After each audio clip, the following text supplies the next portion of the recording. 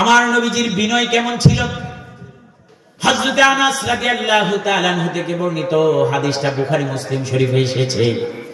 আন্না আ'রাবিয়্যা বালা feel মসজিদ। হযরত আনাস বলেন, একদিন এক আরবি আসলো, বেদুইন আসলো, এসে মসজিদে প্রস্রাব করতে শুরু করে দিল। আন্না আ'রাবিয়্যা বালা ফিল মসজিদ, মসজিদে এসে প্রস্রাব করে দিল। নবীজি বসা, সাহাবায়ে আজমাইন বসা, কিন্তু সে প্রস্রাব করে দিচ্ছে। আমি আপনাদের কাছে জানতে চাই, আপনাদের ইমাম সাহেব বসা, মুসল্লিরাও বসা, মুতাওয়াল্লি সেক্রেটারি কেশিয়ারও বসা, একটা মানুষ যদি আইসা প্রস্রাব করে দেয় মসজিদের ভিতরে, আপনারা কি করবেন? কিতাও আপনারা কি করবেন? হ্যাঁ, অবস্থা করেন, অবস্থা খারাপ হয়ে গেল। আসলে তো ঠিক, বেটা ভাইজানি করো, আমাদের মসজিদে এসে তুমি এই কামটা করলা, কইলা কয়েকটা ধাক্কা ধক্কা দিয়া বাইর করবা, বাইর করে কয়েকটা আর গণ দিয়া হসপিটালে নিয়ে ভর্তি করার কাম লাগাইবো, ঠিক না? ঠিক। ফাকুমু ইলাইহি, হযরত আনাস বলেন, ওই বেদুইন এসে প্রস্তাব করে দিচ্ছে, আমরা রাগান্বিত হয়ে গেছি। ফাকুমু ইলাইহি, তার দিকে আমরা তেরে গিয়েছি। এই বেটা কামটা করছো কি বুঝেন নাই? فقال لهم رسول الله صلى الله عليه وسلم لا تجرموه। আমার দয়াল নবী তাদেরকে লক্ষ্য করে বললেন, সাহাবারা, না না না, তাকে এই কাজে বাধা দিও না। সুবহানাল্লাহ, সুবহানাল্লাহ। নবীজি রাগ করেন নাই, সাহাবাদেরকে রাগ করতে দেন নাই, উদ্ধত হতে দেন নাই। সুম্মা দাআ বিদালবি মিনাল মা ফাসাব্বা আলাইহি। নবীজি দুইজন সাহাবাকে বললেন, যাও যাও, 2 বর্তন পানি নিয়ে আসো। আল্লাহর রাসূল নিজ হাতে ওই প্রস্রাবে পানি ঢেলে পরিষ্কার করে দিলে। আর কেমন বিনয়ী ছিল আমার রাসূল, কেমন বিনয়ী ছিলেন আমার রাসূল, যে নিজে তো ধমক দেন নাই, সাহাবীদেরকেও ধমক দিতে বলেন নাই, পানি আনতে বললেন। নবী নিজ হাতে প্রস্রাবে পানি ঢেলে পরিষ্কার করে দিলেন। হযরত আনাসকে বলেন নাই, আবু হুরায়রাকে ডাক দেয়া কর নাই, আবু হুরায়রা পরিষ্কার করে লাও। নবী নিজ হাতে ফাসাব্বা আলাইহি, নবী নিজ হাতে সেটা পানি ঢেলে পরিষ্কার করে দিলেন। সুবহানাল্লাহ, এমন বিনয়ী ছিল আমার রাসূল। সুবহানাল্লাহ। আমার ভাইরা, কেমন বিনয়! হযরত আনাস রাদিয়াল্লাহু তাআলা আনহু বলেন, একদিন আমরা রাস্তা দিয়ে চলছিলাম, রাসূলের গায়ে নজরান প্রদেশের মোটা পায়রওয়ালা একটা চাদর গায়ে দেওয়া। হঠাৎ করে এক ব্যক্তি এসে রাসূলের চাদরের পাড় ধরে এমন জোরে টান দিয়েছে, নবীজির গর্দান মুবারকে দাগ পড়ে গেছে, এত জোরে টান দিয়েছে। নাউযুবিল্লাহ। নবীজি তার দিকে তাকাইলেন, তাকানোর পর সে হাত পাতলো, ডাক দিয়ে, হে মুহাম্মদ, আল্লাহ তোমাকে যেই সম্পদ দিয়েছে সেই সম্পদ থেকে আমাকে কিছু দান করো। তাহলে বোঝা গেল লোকটা কি কথা বলে, লোকটা কি সাহায্য যেহেতু চাইছে, লোকটা কি। আচ্ছা বলেন, একটা ভিক্ষুকাইয়া যদি আপনি বাজারে দাঁড়াইছেন, এই মোটা কি সুন্দর দামি শালদা, ইন্ডিয়ান শালদা, কাশ্মীরি শালদা কায়দা দাঁড়ায় রয়েছেন, আর ভিক্ষুকাইয়া খিচ্ছে একটা টান দিয়া গাছটার নিচে দাগ খরাই গেছে, আপনি কি করবেন? হ্যাঁ, হুদা ফিরাইব। হে একটা দাগ ফালাইছে, হ্যাঁ ভিড় কমপক্ষে 25টা করবো, কথা কয় না?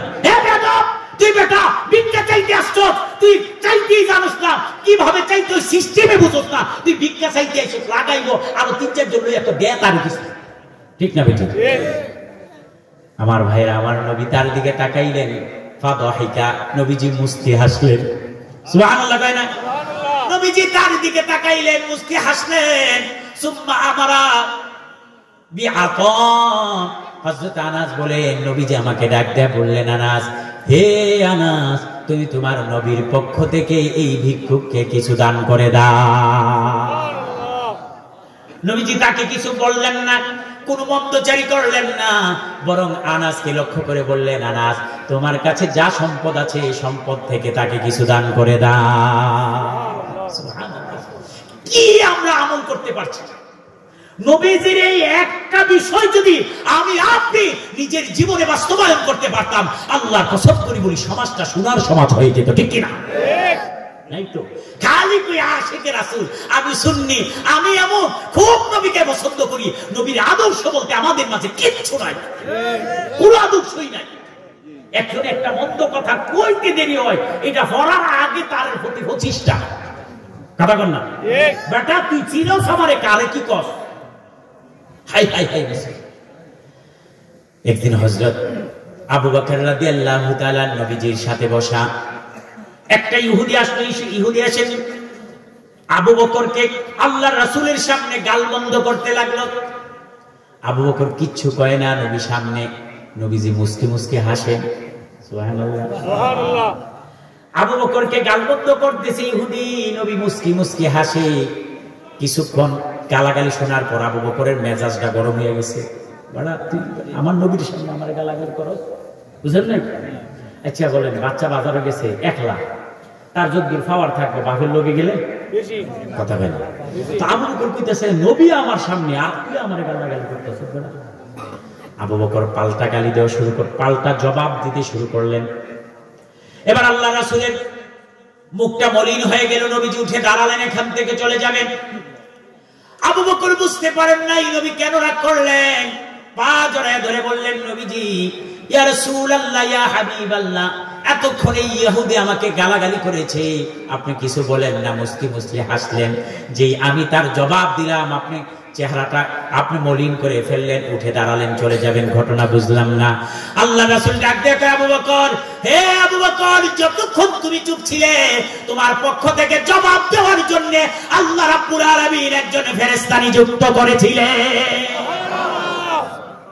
যেই তুমি জবাব দেওয়া শুরু করেছো, আল্লাহর পক্ষ থেকে নিয়োগকৃত ফেরেশতা চলে গেছে। অর্থাৎ সে আর তোমার পক্ষ থেকে জবাব দেয় না, কেননা তুমি নিজেই জবাব দিচ্ছ। হে আবু বকর, এই কারণে আমি মুস্কি হাসতেছিলাম। এই ইহুদি যতগুলা কথা বলছিল, আমি দেখলাম আল্লাহর পক্ষ থেকে ফেরেশতা প্রত্যেকটা কথার জবাব দেয়। সুবহানাল্লাহ। আল্লাহ রাসূল তার সাহাবাদেরকে অহংকারী শিখাইছেন, অধ্যত্ত শিখাইছেন না, কোমলতা শিখাইছেন। কথা বলেন, অহংকার হতে, উদ্ধত হতে শিখাইছেন না, কোমল হতে শিখাইছেন। আমার ভাইয়েরা, আম্মা জান আয়েশা সিদ্দিকা রাদিয়াল্লাহু তাআলা, হাদিসটা বুখারী মুসলিম শরীফে এসেছে। আম্মা জান আয়েশা সিদ্দিকা রাদিয়াল্লাহু তাআলা আনহা বলেন, আন্না ইয়াহুদা আতাউন নবী সাল্লাল্লাহু আলাইহি ওয়াসাল্লাম ফাকাল আসসালামু আলাইকুম। قالت عائشة رضي الله تعالى عنها وعليكم ولعنكم الله وغضب الله عليكم. فقال النبي صلى الله عليه وسلم مهلا يا عائشة وعليك بالرفق وإياك والعنف والفحشاء. হযরত আয়েশা সিদ্দিকা বলেন, একদিন রাসূলের দরবারে একটা ইহুদি আসলো। ইহুদি আয়েশা কয়, আসসালামু আলাইকুম। সালাম দিছে না, বলছে আসসালামু আলাইকুম, অর্থাৎ আপনার ধ্বংস নিকটবর্তী হোক। নাউজুবিল্লাহ। নবীজিরে ইহুদি এসে কইতাছে আসসালামু আলাইকুম, মানে আসসালাম না, আসসালামু আলাইকুম, আপনার ধ্বংস নিকটবর্তী হোক। আচ্ছা কোন আপনার হিসাবের সামনে, আপনার হিসাবে আপনার সামনে যদি আরেকটা অপরিচিত লুকায় কয়, এই আপনি আপনার ধ্বংস নিকটবর্তী হোক, আপনার মিজাজটা কেমন হইব? হুদা গরম হইব। মিয়া কয়েকটা কিচ্ছে মিচ্ছে না হুদাই লেগে, হ্যাঁ বড় বেয়াদব গরম বড়। ঠিক নেই, ঠিক নেই। আয়েশা সিদ্দিকা কয়, আমার মেজাজ গরম হয়ে গেছে। এই সালাম দই না আমরা বাংলাদেশে আছে, কথা কেন মরলে দুইরে বই রুচি, দুইরে কয় আসসালামু আলাইকুম। কি কয়? আসসালামু আলাইকুম, সালাম আলাইকুম।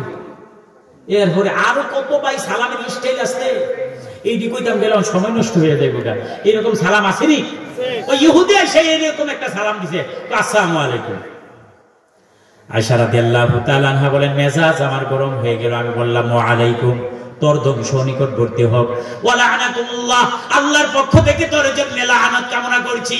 ও গাযিবাল্লাহু আলাইকুম, আল্লাহর পক্ষ থেকে তোর প্রতি গজব নাজিল হোক। আমার নবীজি ধমক দিয়ে বললেন, মাহলা ইয়া আয়েশা, হে আয়েশা তুমি থেমে যাও, তুমি থেমে যাও।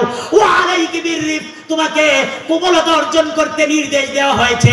ওয়া ইয়াকি ওয়াল উনফা ওয়াল ফুহশা, সকল প্রকার ফাহেশা এবং অধ্যত্ত আচরণ করতে তোমাকে আল্লাহর পক্ষ থেকে নিষেধ করা হয়েছে। আয়েশার সামনে নবীজিকে ইহুদি গালি দেয়, আপনার ধ্বংস নিকটবর্তী হোক। জবাব খালি একটা দিছেন।